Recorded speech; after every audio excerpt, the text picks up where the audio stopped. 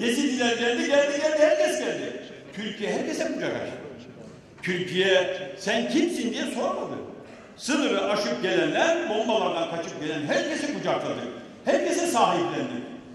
Kimse de gelip başka tür bir eylem içerisine girmedi. Herkese müteşekkir oldu Türkiye'ye. 2 milyona yakın Suriyeli vatandaşı bünyemizde barındırıyoruz. Yediriyoruz, içiriyoruz. Yediklerimizden onlara da yediriyoruz. Aynen. Komşuluk görevimizi yapıyoruz.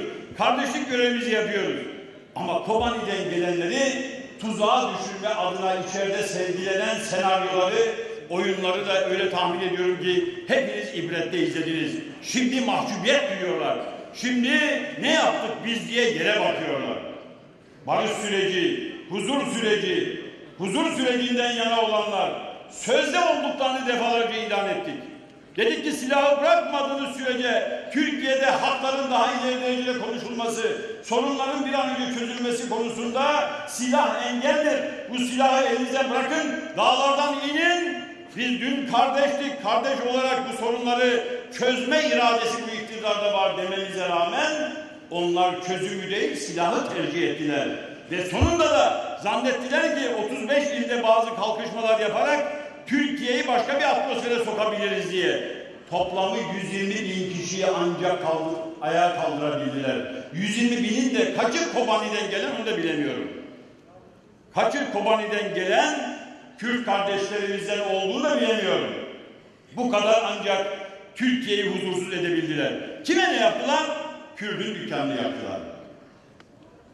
Kürt'ün kafasını ezdiler. Bu mudur insan hakkı?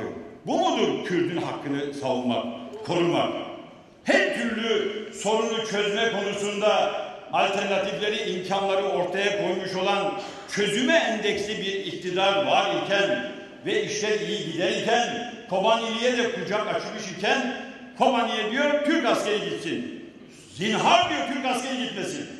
Ya gitsin demiyorsunuz, gitmesin demiyorsunuz. Tel Abyad'dan aynı şekilde IŞİD geldi orasını aldı. Türk askeri gitti mi oraya? Gitmedi. Bizim toprak değil ki arkadaş orası. Niye gidelim biz? Yani ne söylediklerini bilmez bir noktaya geldiler. Bu dengesizlikler onları caddeye, sokaklara attı. Şimdi de onun mahcubiyeti altında eziliyorlar. Bir kez daha buradan sesleniyorum. Çözüm süreci son derece önemlidir. Artık Anadolu'da hiç kimse şehit, askerin, polisin gelmesini istemiyor. Bu işin bitmesini istiyor.